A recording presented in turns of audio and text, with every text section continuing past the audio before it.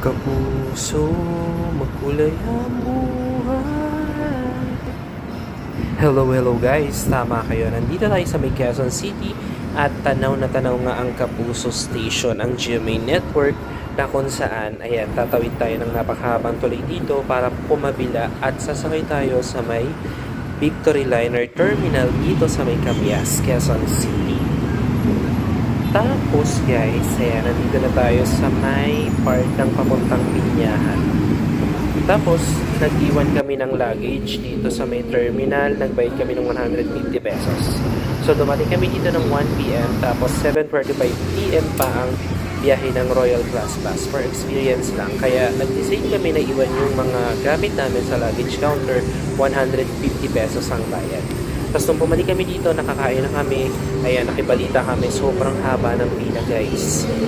Ang electric pan ng malaki na yan at dun sa may senior citizen na nakapwesto na maliit na electric pan, ayun lang yung electric pan dito. Tapos kainit-initan talaga. Sobrang init.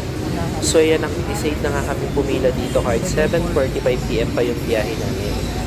Tapos nung nandito na kami sa may, palapit na kami sa may nakadulo, guys. Ayan, ganyan pa rin kahaba ang pila. So, yan, sobrang init, guys. Yung time na yan.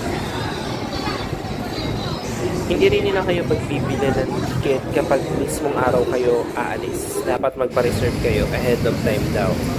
Tapos, ayan, kumain muna kami. Tapos, nandito kami sa may pinaka-unang pila. Ayan pa rin yung dami ng tao, guys, dito sa terminal. Inabot na kami ng gabi. At napili na nga namin yung 9:15 para konti lang daw yung nagpa-reserve. Nung nandito na nga kami sa loob, so ayan, papakita ko sa inyo, guys. Ayan, yung itsura ng Royal Class Bus. May patungan ng mga chichirya, ng inumin, may charger, tapos ayan ang pinakailaw. Nandito ko sa pinakagitnang side ng bus, ng Royal Class Bus. At ayan nga, matangkad kasi ako, kaya abot ko na yung aircon, saka yung pinakailaw. So, ayan guys.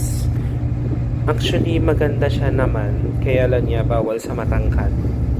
Tapos, ayan, nagpatay na ng ilaw yung driver. At ayan na yung itsura ng Royal Class Bus. Mga nakatakip na ng cortina. Tapos, maalog. Napansin ko lang, or baka kasi nandito lang ako sa taas. Sobrang alog niya, guys. So, for experience lang. At ito yung experience na hindi ko makakalimutan, guys.